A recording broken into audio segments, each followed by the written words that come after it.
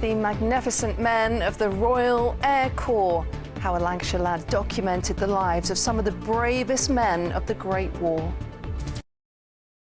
Let's carry now to a case where a spot of old technology has come to the rescue of an exhibition in Lancashire. Photographer Dave Price from Leyland has played a major role in enabling dozens of rare photographs to be seen for the first time in more than 100 years.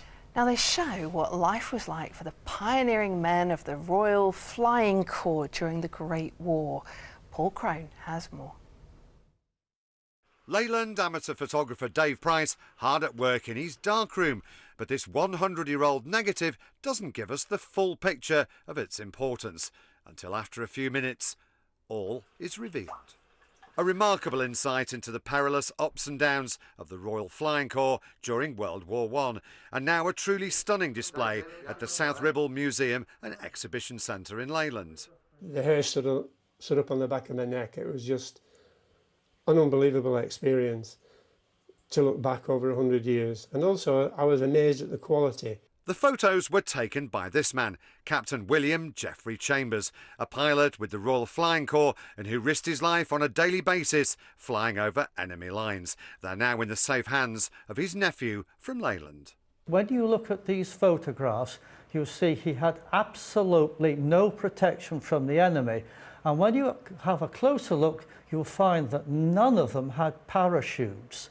And the story is that they were not issued with parachutes because the powers that be thought that the pilots would bail out too soon rather than try to save their aircraft. What's really interesting is the extent to which these men in the First World War had lives not dissimilar to our own. Many of the photographs could have been taken over the weekend almost, of family and group meetings. But they're incredibly brave men, and many of these aeroplanes really are death traps.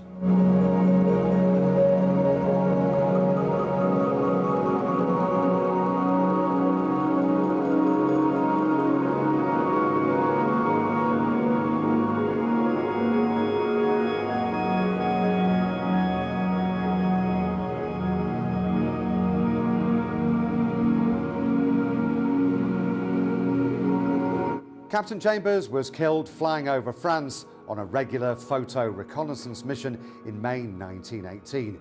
His body was never found and he has no known grave. But the extraordinary record of life in the air and on the ground now remains for all to see at the museum. Paul Crone, ITV News, Leyland.